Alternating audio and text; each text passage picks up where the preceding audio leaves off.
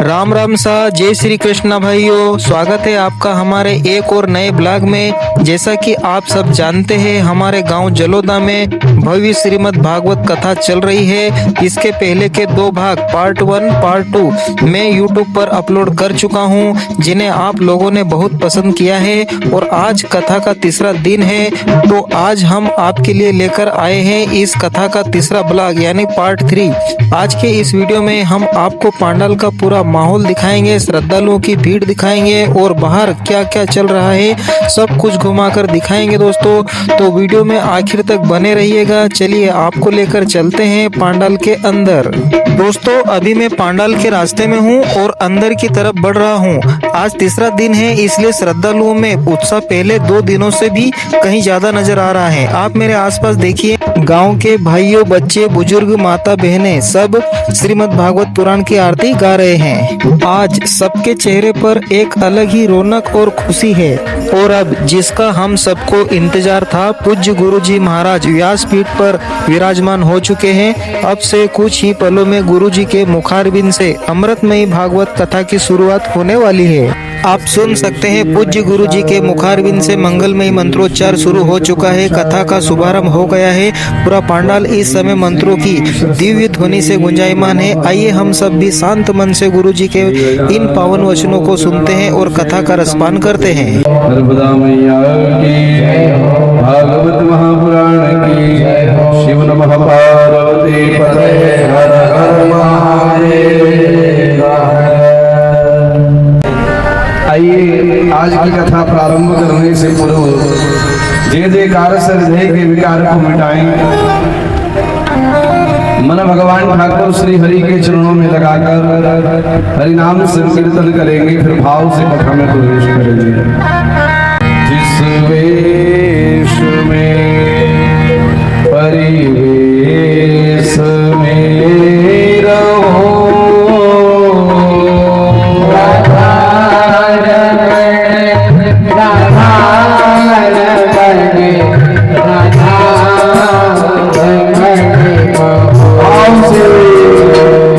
तो बहुत ही आनंद का विषय है। और जैसे ही पता चला कि मैं 7 दिन का मेरे को समय है और 7 दिन में मेरी मृत्यु होने वाली है, तो इस मृत्यु को मुक्ति का रूप कैसे दिया जाए, मोक्ष का स्वरूप कैसे दिया जाए, मृत्यु को महोत्सव कैसे बनाया जाए, मंगलमय कैसे बनाया जाए। इसलिए जो भी संत, ज्ञानी, महापुरुष मिलते हैं सभी से एक ही प्रश्न करते हैं कि 7 दिन में मरने वाले को क्या करना चाहिए। जिसकी मृत्यु निकट हो वो क्या करे। और 7 दिन में ही सबको मरना है। ये परीक्षित जी की कथा नहीं है, हम सब लोगों की ही कथा है। अपने आप को ही परीक्षित मान लो। जैसे परीक्षित जी के जीवन में 7 दिन है, हमारे जीवन में भी 7 दिन ही तो है। 8वां कहाँ है बताओ, जोड़ो आप। दोस्तों वीडियो को बिल्कुल भी स्किप ना करें, फुल वॉच कीजिएगा। बुध, गुरु, शुक्र, शनि, रवि और यही तो 7 दिन का क्रम है। कथा भी तो 7 दिन की है। तो परीक्षित ने सीधा कहा कि 7 दिन में मरने वाले को क्या करना चाहिए। और कोई भी उसका समुचित और सही समाधान नहीं बता पाए।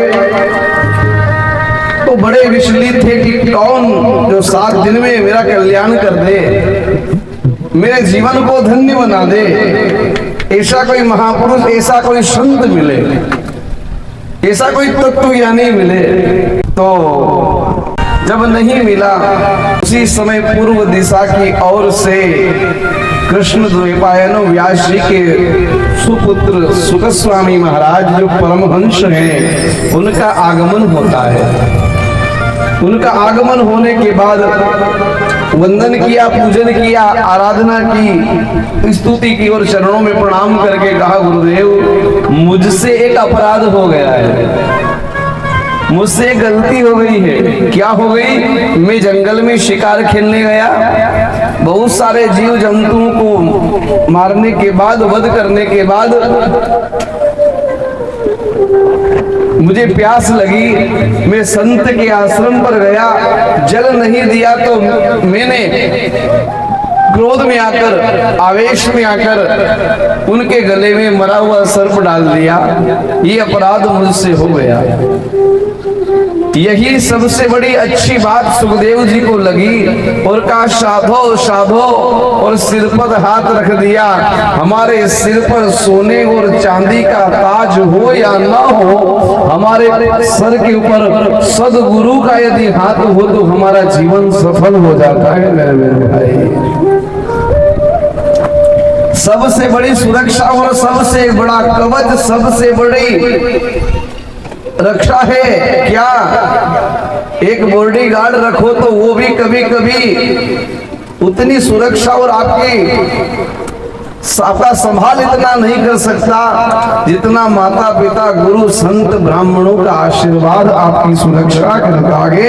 इतना तो गार्ड भी नहीं करे, बंदूक वाला भी नहीं करे। दोस्तों कमेंट में जय श्री कृष्ण जरूर लिखें। कड़ाती बिजली भी मार्ग बदल देती है, सांप भी रास्ता छोड़ देता है, दुर्घटना होने वाली है तो वो भी टल जाती है, भयंकर परेशानी से बच जाता है जब माता पिता गुरु संत ब्राह्मणों का आशीर्वाद और उनका सिर पर हाथ होता है। तो इसलिए प्रयास करना कि इनका सदैव सिर पर हाथ आते रहे। और इनका हाथ सिर पर कब आएगा? जब हम इनकी सेवा करेंगे, इनकी आज्ञा का पालन करेंगे, माता पिता के वचनों को मानेंगे, गुरु संत जनों की सेवा करेंगे, इनका सिर पर हाथ आ जाएगा। सुखदेव जी महाराज से जैसे ही कहा कि मैंने अपराध कर दिया है, उसी समय प्रसन्न हो गए। क्यों हो गए? क्योंकि दुनिया में सबसे बड़ी विडंबना है कि यहाँ लोग गलत काम करते हैं, बुराइयां सबके अंदर होती हैं, दुर्गुण सब में होते हैं, लेकिन अच्छाई सबसे पहले बताते हैं। अपनी बड़ाई अपने मुख से करते हैं, अपनी प्रशंसा करते हैं, अपने अच्छे गुणों को बखान करते हैं, लेकिन कोई भी अपने अवगुणों को, अपनी बुराइयों को, अपने बुरे विचारों को, दुर्गुणों को याद नहीं करता। सभी तो एक दूसरे कहते हैं मैं अच्छा, मैं अच्छा। आज तक हमें तो कोई मिला नहीं जिसने कहा कि गुरुजी मेरा मन कथा, मेरा मन एकाग्र नहीं है, मेरी आंखें सही नहीं है, अच्छी चीजों को देखती नहीं है, मेरे कान कथा सुनने में और भजन सुनने की इच्छा ही नहीं रखते हैं। फिर निंदा चुगली संसार की बातें सुनने के लिए 2-2 घंटे के लिए तैयार रहते हैं। ये नजर बुरी जगह जाती है, अच्छी जगह जाती नहीं। कोई भी नहीं मिला। जय श्री कृष्णा। दोस्तों देखते रहें। साधना सबसे बड़ा तप, सबसे बड़ा व्रत और सबसे बड़ी पूजा है अपने अवगुणों को, अपने दुर्गुणों को, अपनी गलतियों को स्वीकार कर लेना सबसे बड़ा तप माना गया, सबसे बड़ा भजन माना गया है। और तुम सब पूजा करो, पाठ करो, यज्ञ करो, अनुष्ठान करो, तीर्थ जाओ, व्रत करो, लेकिन बुराई को नहीं त्यागोगे, अवगुणों को नहीं छोड़ोगे, दुर्व्यसन से दूर नहीं होगे, तो भगवत कृपा होने वाली नहीं है, जीवन का कल्याण होने वाला नहीं है, और हमारा जीवन धन्य बनने वाला नहीं है। हमारा जीवन धन्य तब बनेगा जब हम अपनी बुराइयों को छोड़ देंगे, अवगुणों को छोड़ देंगे, व्यसनों से दूर हो जाएंगे। और इसी को सबसे बड़ा भजन कहा है। आदत बुरी सुधार ले बस हो गया भजन, और मन की तरंग मार ले बस हो गया भजन। मेरा अवगुण भरा शरीर कहो। दोस्तों ये बहुत ही बेस्ट भजन है, इसे जरूर सुनिएगा। मेरा अवगुण दोस्तों पांडाल का यह अद्भुत नज़ारा देखिए। गुरुजी के भजनों पर कोई भी भक्त अपने आप को नृत्य के आनंद से रोक नहीं पा रहे हैं।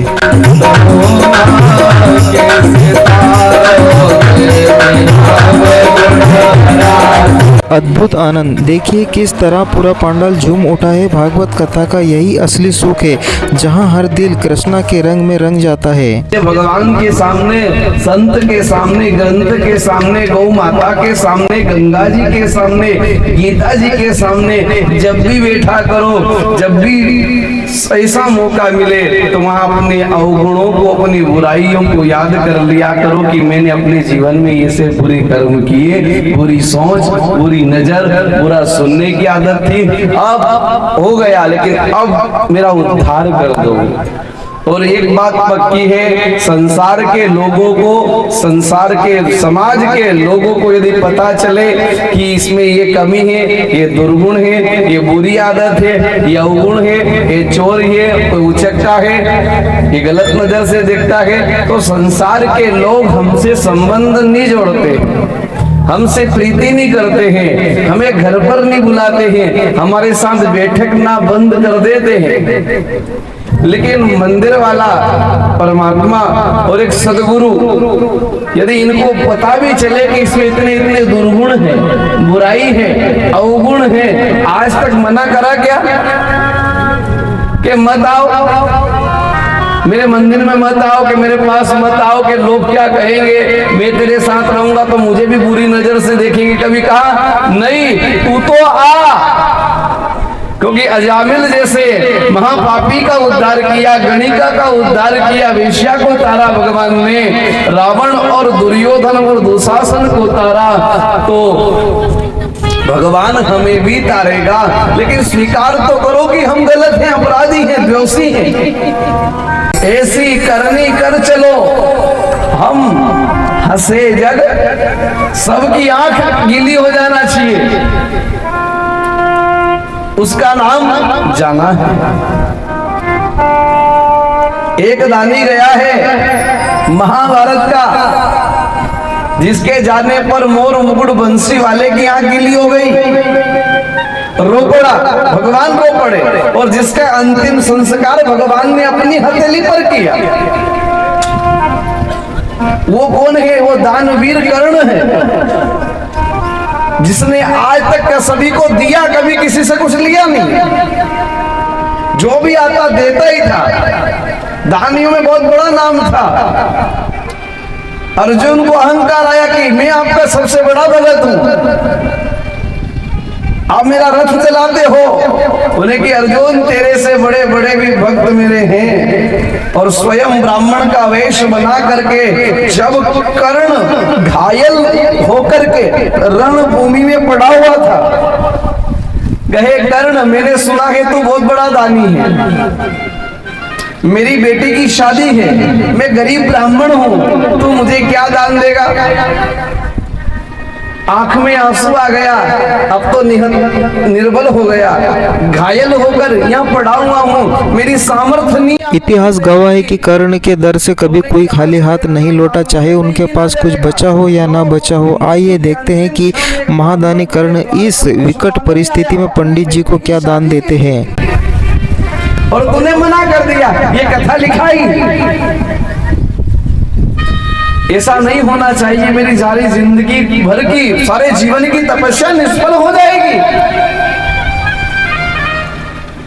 तो सारे जीवन भर किया और अंत समय किसी को मना कर दिया, तो अच्छाइयों को कहाँ याद रखते हैं लोग, एक बुराई को जरूर याद रखते हैं।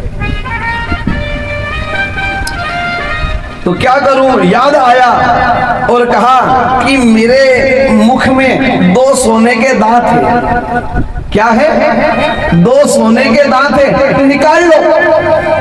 भगवान ने कहा दान दिया जाता है, लिया नहीं जाता। मैं अपने हाथों से लूंगा तो ये लेना हो गया, तेरी इच्छा नहीं, तू दे। कैसे दूं?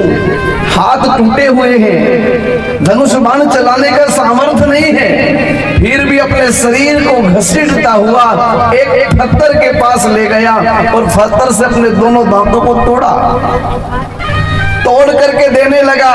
तो उन्हें कि ये तो तेरे मुख का दांत है सोने का, और ये झूठा है, झूठा दान नहीं लेंगे। तो देखते हैं दोस्तों आगे क्या होता है। झूठा दान नहीं लेंगे। क्या करूं, ब्राह्मण रूप में भगवान है, आदेश दे नहीं सकता, क्योंकि ब्राह्मणों को आदेश नहीं दिया जाता, निवेदन किया जाता है। बड़ों को कभी आदेश नहीं देना चाहिए, बड़ों की आज्ञा का पालन करना चाहिए, हमारा धर्म है। हमारे घर में बड़े बुजुर्ग हैं, हम उनसे ये नहीं कह सकते पानी भर दो, ये काम कर दो, माँ को छोड़कर, क्योंकि माँ माँ है, माँ से मांग सकते लेकिन पिता से नहीं कह सकते, मर्यादा है। तो कहते ही घसीटता हुआ, क्या करूं, उसी समय धनुष बाण के पास गया और अपने हाथों से, जो हाथ टूटे हुए हैं, उन हाथों से धनुष बाण को हाथ में लिया, तो में रखे हुए दांतों को धोकर ब्राह्मण का रूप बनाए हुए भगवान के हाथ में समर्पित कर देता है। लो, इनसे अपनी बेटी की शादी कर लेना। भगवान की आंख में भी आंसू आ गया, धन्य हे रे, इस स्त्री में भी तो देने की भावना, धन्य है, तेरा अंतिम संस्कार इस पृथ्वी पे नहीं होगा। और कहते ही भगवान ने अपनी हथेली पर ही उनका। दोस्तों भजन आने वाला है महाकाल का। आइए भगवान महाकाल की शरण में चलते हैं। भोलेनाथ की जटा में गंगा। महादेव के भक्त कमेंट में हर हर महादेव जरूर लिखिएगा। हर हर महादेव भक्तों, इस समय पांडाल का माहौल पूरी तरह से अवंतिका नगरी उज्जैन जैसा हो गया है।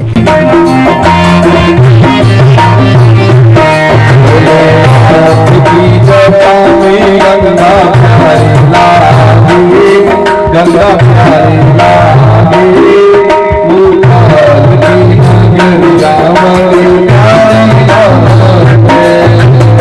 इस समय पांडाल में हमारे राजाधिराज बाबा महाकाल की पावन धुन गूंज रही है।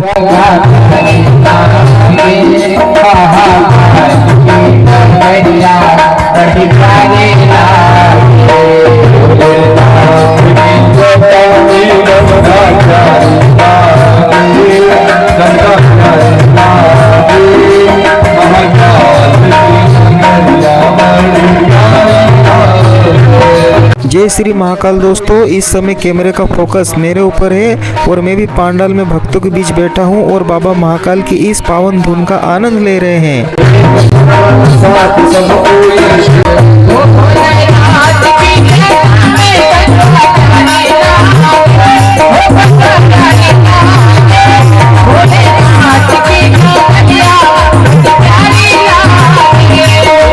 सुना दोस्तों आपने, गांव में भी एक से एक कलाकार रहते हैं, क्या आवाज निकाली भाई ने।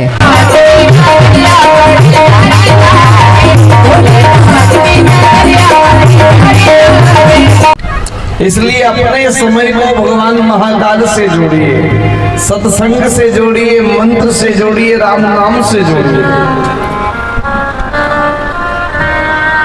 तो परीक्षित से कहा कि परीक्षित जी, मृत्यु से घबराने की आवश्यकता नहीं है, मृत्यु कैसे स्वीकार की जाए यह कार्य करना उचित है, और तुम्हें श्राप नहीं लगा है, ये कदाचित निकाल देना कि तुम्हें श्राप लगा है।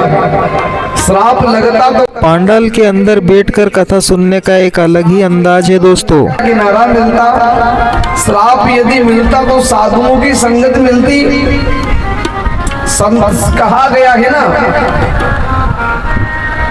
भाग्योदयेन बहुजन्म समर्जितेन सत्संगमं च लभते पुरुषो यदा वै। बड़े भाग्य से भगवान का सत्संग प्राप्त होता है। भगवान की कथा प्राप्त होती है तो ये तो पुण्य से और भाग्य से मिलती है, फिर श्राप कैसे कह दे? ये तो एक माध्यम बना है श्राप। उसके तहत आप भगवान की कथा तक, माँ गंगा तक और सदगुरु की शरण में आ गए। ये श्राप नहीं है, ये संत का क्रोध नहीं है, ये तो कृपा ही आपको कथा तक लेकर के आई है। दोस्तों भजन सुनने की तैयारी कर लीजिए।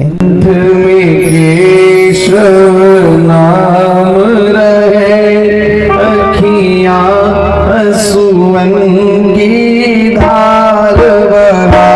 क्या बात है दोस्तों, गुरु जी ने भजन की शुरुआत की और अब पूरा पंडाल एक सुर में सामूहिक आवाज में कितना अच्छा लग रहा है।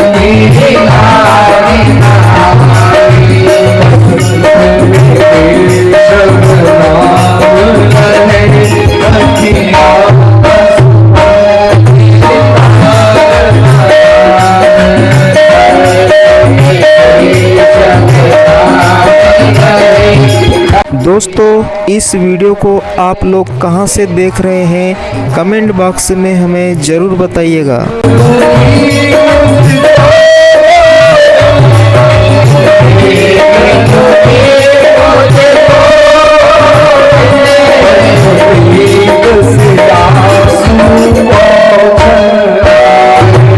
जय श्री कृष्ण। दोस्तों वीडियो को अंत तक जरूर देखिएगा।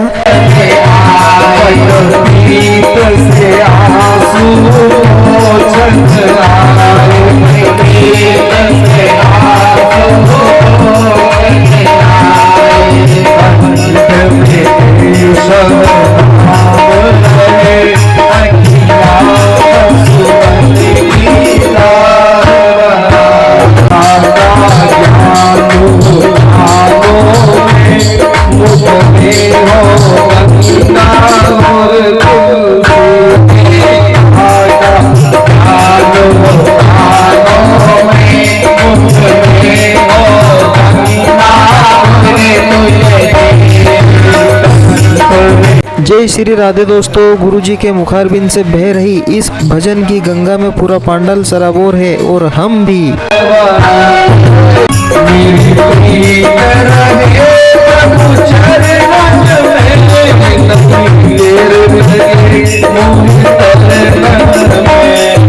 जय श्री कृष्ण। दोस्तों पंडाल का माहौल इस समय इतना देवी और जादुई हो चुका है कि हम भी ले रहे हैं भजन का आनंद।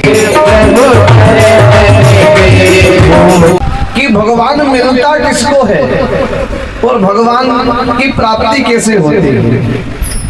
अब आप कुछ लोगों को तो ये है कि भगवान है या नहीं है, और कुछ लोग कह के है और कुछ लोग के नहीं है, आधा कह के हाँ होगा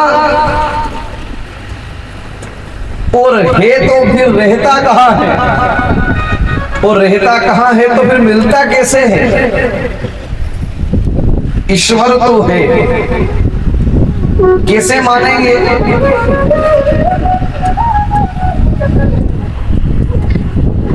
कैसे मानेंगे। दिल्ली में तेल है, दूध में घी है, लेकिन कैसे मिलेगा। मंथन करने से घी मिलेगा ना। दिल्ली को मथने पर ही तो तेल प्रकट होगा। वैसे ही घट में बंसी वाला है, परमात्मा है, लेकिन कैसे मिलेगा। अच्छा यूं समझो, फूल है, गुलाब का है, मोगरे का है, गेंदे का है, उनमें खुशबू है, लेकिन जो इत्र लेकर के आते हो उसमें फूल नजर आता है क्या। मोगरा नजर आए, लेकिन मोगरे की खुशबू कब, जब मोगरे के पुष्प को उबाल करके उसके रस को निचोड़ करके एक डिब्बी में भरा, तब जाकर के मोगरे की खुशबू आई। उसका सार वैसे ही कथा का सार हम जीवन में निकाल लेंगे तो हमें संसार सागर से तारने वाला सार रूपी परमात्मा मिल जाएगा।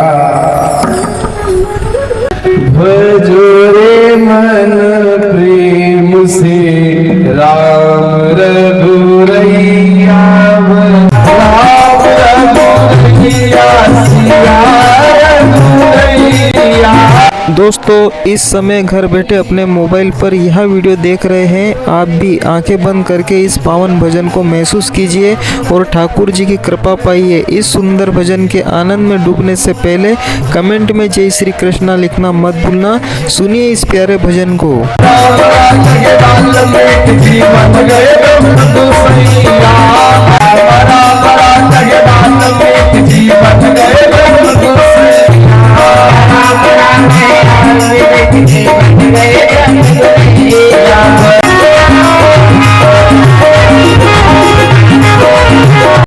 गुलाब की इन सुगंध वाली धूप बत्तियों को लगा करके हवा में उड़ाते हैं धुएं को, उस घर में देवताओं को बुलाने की शक्ति प्रकट हो जाती है मेरे बहन भाई। इसलिए अगरबत्ती और धूप बत्ती का धुआं मिला जो यो दूसरों धुआं नहीं बढ़ाना है अपने। आ गई समझ में? संध्या काल का समय नहीं बिगाड़ना है, इस संध्या काल के समय को हम लोगों को सुधारना है। 4 काम बता दिए, वो काम नहीं करना है। इन्होंने संध्या का समय बिगाड़ा तो 2 राक्षसों को आमंत्रित कर लिया। हमारे घर में संतानों को जन्म हमें भोग करके नहीं देना है, भजन करके संतानों को जन्म देना है। फिर मनु शत्रुपाक से जो जोड़ा 3 कन्या 2 पुत्रों का जन्म हुआ, तो ये बात उत्तानपाद आकुति देवहूति प्रसूति। देवहूति मैया का विवाह करदम ऋषि के साथ हुआ, जिन्हों के घर 9 कन्याओं ने जन्म लिया। ब्रह्मा जी के 9 पुत्रों के साथ इनका विवाह कर दिया गया। 10वें पुत्र नारद जी थे, जिन्होंने विवाह नहीं किया, सारे जीवन पर्यंत अखंड ब्रह्मचारी व्रत धारण किया। माता देवहूति ने श्रृंगार करके कपिल भगवान से पूछा कि मैंने संसार के समस्त सुखों को भोगा, लेकिन सुख भोगते भोगते मेरा जीवन हो गया, लेकिन मुझे इन भोगों को भोगते भोगते तृप्ति नहीं हुई। मेरी इंद्रियां संतुष्ट नहीं हुई, मेरे इंद्रिया और मेरा मन मेरे वश में कैसे होगा? ये भोगों को भोगते भोगते संतुष्टि कब मिलेगी उन्हें कि मैया ये संसार कोई भोगों को हम नहीं भोग रहे हैं, भोग ही हमें भोग रहे हैं। ये विषयों को भोगों को भोगते भोगते हम नष्ट हो जाते हैं, लेकिन भोग समाप्त होते हैं क्या? काम क्रोध मद लोभ नष्ट हुआ, शरीर नष्ट हो जाता है, लेकिन विषय नष्ट नहीं होते, भोग नष्ट नहीं होते। इसलिए मैया अपना मन ठाकुर चरणों में लगाओ और इंद्रियों को वश में करो, और मन और जिसने इंद्रियों को वश में कर लिया वही नारायण को पहुंच सकता है। दोस्तों वीडियो को अंत तक जरूर देखें, या वही भगवत कृपा प्राप्त कर सकता है। सांख्य शास्त्र का उद्बोधन दिया और आगे जाकर प्रसूति महारानी का विवाह दक्ष प्रजापति के साथ हुआ। जिन दक्ष प्रजापति के यहाँ पर 16 कन्याओं ने जन्म लिया, जिनमें से 13 कन्या धर्म को, 1 अग्नि को, 1 पितरों को, और सबसे छोटी सती नाम की कन्या का विवाह देवादिदेव महादेव के साथ किया। लेकिन महादेव के यहाँ कोई भी संतान नहीं थी। क्यों नहीं थी? क्योंकि भर जवानी में माता सती ने अपने देह का त्याग कर दिया। तो परीक्षित ने पूछा कि सती मैया को क्या पड़ी जो अपने देह का त्याग किया? बोले एक बार की बात है, तीर्थराज प्रयाग में यज्ञ हुआ, तो उस यज्ञ में दक्ष प्रजापति को प्रजापति बनाया, अध्यक्ष बना दिया। अपनी भाषा में कहें तो जब इनको बड़ा पद दे दिया तो इनका स्वागत समारोह रखा गया, सभा रखी गई, सभी देवताओं को बुलाया, उसमें भगवान महादेव भी गए। अब ये अध्यक्ष बन गया तो थोड़ा लेट आया, समय विलंब से आया। अब यदि हम किसी की सभा में गए और कोई फलाने नेता ने आने में 2 घंटे की देरी कर दी बहन, तो अपन कहीं कराना वहां 2 घंटा तक बोलो, 4, 5, 5, 10, 10 लोग को झुंड बनाई लेंगा और अपना घर की कहानी शुरू। और कहीं हालचाल है, नफा नुकसान चल रहा, घर पे कैसे है, परिवार में क्या चल रहा, माताएं कैसी है, अपनों सुख दुख सुनावा लगी जाएगा। और ज्यादा समय मिलेगा तो निंदा चुगली करवा लगी जाएगा सासू बहू की। परिवार की निंदा चुगली करने लगेंगे, पड़ोसी का दोष बताने लगेंगे। अब सब लोग तो एक चर्चा कर रहे हैं, अब महादेव को तो कोई निंदा ना कोई चुगली ना कोई काम न काज। फिर शिव जी का तो एक ही काम, जहां भी मौका मिलता, जब भी समय मिलता, आंख बंद करके मेरे महादेव राम नाम का जाप करने लगते हैं। और जब भी राम नाम जाप का करते तो ध्यान में चले जाते। अब ध्यान में जाते तो थोड़े समय के लिए थोड़ी जाते, 2 दंड के लिए, और 2 दंड में 45 मिनट होए, अपनो पूर्ण घंटो इतना समय ध्यान में जाते। अब ये ध्यान में गए और ध्यान में जाते जाते गए और इतने में वो दक्ष प्रजापति जी आ गए। प्रजापति जी आए और सबने स्वागत करा, जय जयकार करी, पुष्पमाला बरसाई और इनको बड़े ऊंचे सिंहासन पर बिठाया। तो सिंहासन पर बैठते ही इनको अच्छी चीज नजर नहीं आई कि स्वागत किसने करा, जयकार किसने करी, वंदन किसने किया। इन्होंने देखा मेरे लिए खड़ा तो कौन नहीं हुआ। अरे भैया इतने लोग खड़े थे, इनके स्वागत की ओर ध्यान लेता, इनके सम्मान को देख लेता, लेकिन अभिमानी व्यक्ति अच्छाई नहीं देखता, अभिमानी व्यक्ति बुराई को ही देखता है। कितनी अच्छी कथा है दोस्तों, इसे पूरी जरूर देखिएगा। तो कई लोग उनकी आदत रहे, 1-1, 2-2 किलो पनीर की सब्जी खाई नहीं जाएगा, 30 गुलाब जामुन एड़ देगा, 15 लड्डू एड़ देगा और कहेगा कहीं अरे कहीं नहीं ठिकाना पड़िया रे, पानी नहीं पीवा को मिलो। वारे 15 गुलाब जामुन खाइयो, 30 लड्डू खाइयो, 250 ग्राम सेव निपटाई थी और पानी बदलना का बेचारा रिश्तेदार की बात बिगाड़े।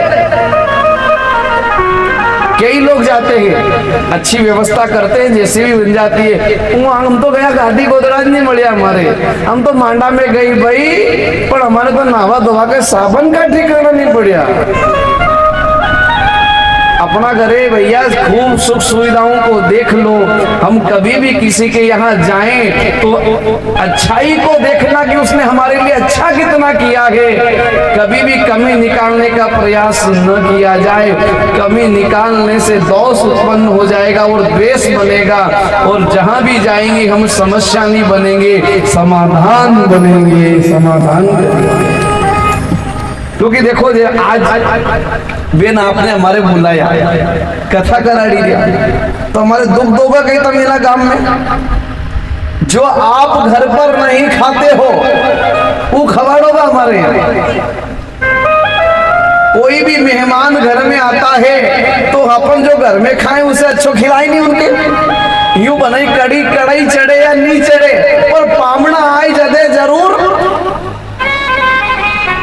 और फिर भी पामना यदि कमी बतावे लगे तो, दोष बताने लगे तो, निंदा करने लगे तो, हालांकि आप मेरे ऊपर मत लेना, मैं ऐसा कभी मेरा स्वभाव ही नहीं है।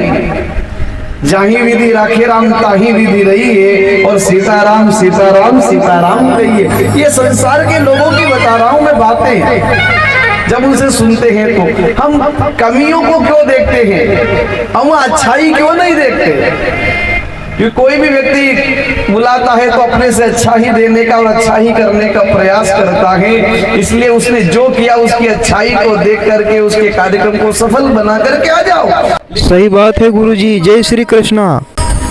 आ गया और भगवान शिव को गिन गिन करके गाली देने लगा। निर्लज्ज है, माँ बाप का ठिकाना नहीं, खानदान का ठिकाना नहीं, हमारी बरादरी में बैठने का ढंग नहीं है, भूत प्रेतों का संग करता है, ओगड़ियों जैसा रहता है, इसके माँ बाप का ठिकाना नहीं। आज से किसी भी अच्छे कार्यक्रम में इनको मत बुलाओ, यज्ञ में मत आहुति दो, यज्ञ में स्थान मत दो। बहुत बोला वो शिव जी को बोला, शिव जी कुछ भी नहीं बोले। नंदी को बहुत बुरा लगा, क्योंकि अपने स्वामी की और गुरु की और माता पिता की निंदा सुनता है, उसको गो हत्या करने के समान पाप लगता है। इसलिए जहां गुरु की, गोविंद की, माता पिता की और हमारे सनातन धर्म की निंदा होती हो, सामर्थ्य हो, तो जो निंदा कर रहा है उसकी जीभ खींच लो और अगर नी हो तो दोनों कानों में उंगली डालकर वहां से आगे बढ़ जाओ, लेकिन निंदा सुनना नहीं है मेरे बहन भाई। हरिहर निंदा सुनई जो काना, लगई पाप को घात समाना।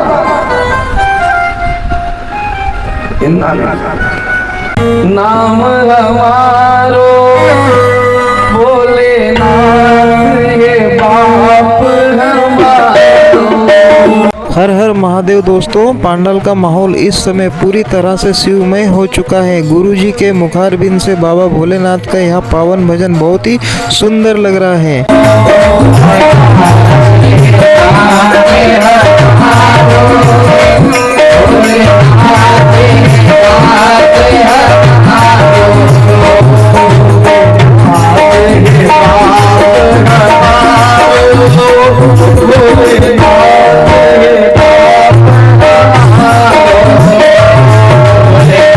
दोस्तों, यह कथा का तीसरा पार्ट भी बहुत आनंदमयी है।